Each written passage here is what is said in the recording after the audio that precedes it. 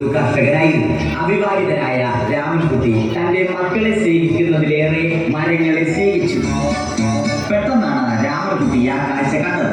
വഴിയിൽ ഒരു ജാതി മരം വീണു കിടക്കുന്നു. രാമൻകുട്ടി ഒട്ടും അമാന്തിച്ചില്ല. ആ മരം പൊക്കാൻ ശ്രമിച്ചു.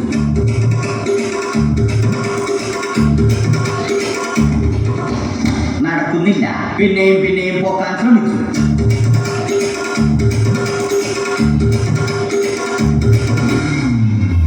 നടക്കുന്നില്ല. രാമൻകുട്ടി വഴിയെ പോയവരെ എല്ലാവരെയും സഹായത്തിന് വിളിച്ചു.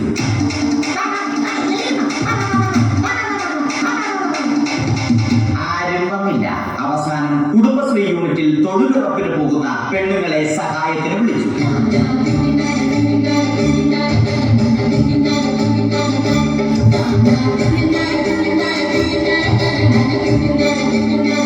അവർ അവരുടെ സ്ഥിരം പണി തുടങ്ങി. അത് കണ്ട ദേഷ്യം വന്ന രാമൻകുട്ടി മരത്തെ ഒറ്റയ്ക്ക് പിടിച്ചു പോക്കി. അത്ഭുതമെന്ന് പറയട്ടെ, മരം നേരെ നിന്നു. ഇത് കണ്ട തൊഴിലുറപ്പ് പെണ്ണുങ്ങൾ രാമൻകുട്ടിയോട് നോക്കുകൂലി ആവശ്യപ്പെട്ടു.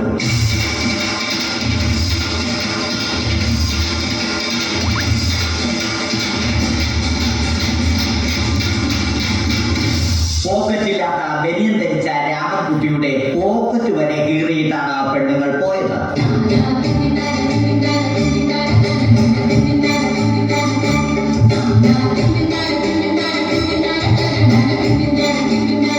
രാമൻകുട്ടി പിന്നീട് ഒന്നും ആലോചിച്ചില്ല. മരത്തിന് ആറ്റം പോസ് 2020 സെപ്റ്റംബർ 14 നൽകി. മരം തഴച്ചു വളർന്നു. ഇത് കണ്ട് രാമൻകുട്ടിക്ക് സന്തോഷം വന്നു. സന്തോഷം വന്നാലും ദുഃഖം വന്നാലും രാമൻകുട്ടിക്ക് മരത്തിനു ചുറ്റും ഡാൻസ് കളിക്കുക എന്നുള്ളത് രാമൻകുട്ടിയുടെ മാസ്റ്റർ പീസ് ആയിരുന്നു. ആ മാസ്റ്റർ പീസ് രാമൻകുട്ടി ഇവിടെയും എടുത്തു.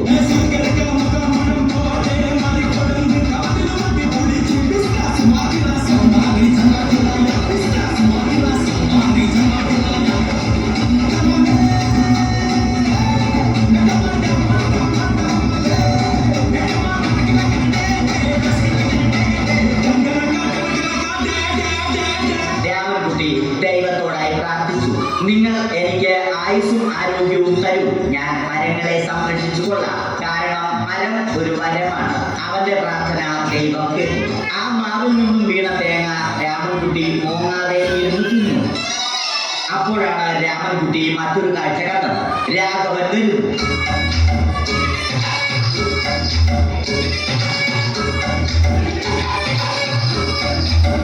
മരം മുറിക്കൽ ഹോബിയാക്കിയ, അതിലുപരി ജോലിയാക്കിയ രാഘവൻ മരങ്ങളുടെ ശത്രുവൻ.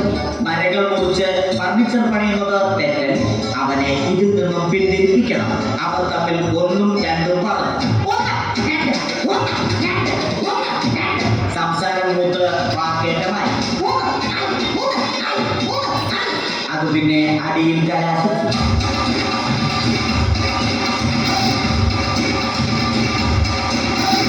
നല്ല മനസ്സിന് ഉടമയായ രാമൻകുട്ടി കംപ്ലീറ്റ് അടിയും വാരിക്കൂട്ടി. ഒടുവിൽ രാമൻകുട്ടി സർവ്വധൈര്യവും സംഭരിച്ച് രാഘവനോടായി അലറി. മനസ്സലിഞ്ഞ രാഘവൻ രാമൻകുട്ടിയെ അരികിൽ വിളിച്ചു. കൈവാക്കിന് കിട്ടിയ രാമൻകുട്ടിയെ രാഘവൻ ഒട്ടിയാക്കി മരത്തിലൊട്ടിച്ചു.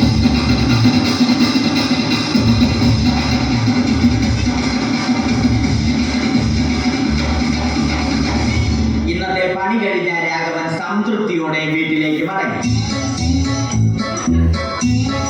തനിക്ക് തല്ല് കിട്ടിയാലും മരത്തെ രക്ഷിക്കാൻ പറ്റിയ സന്തോഷത്താൽ രാമൻകുട്ടിയും മരത്തെ കെട്ടിപ്പിടിച്ച് പൊട്ടി പൊട്ടി കരഞ്ഞു.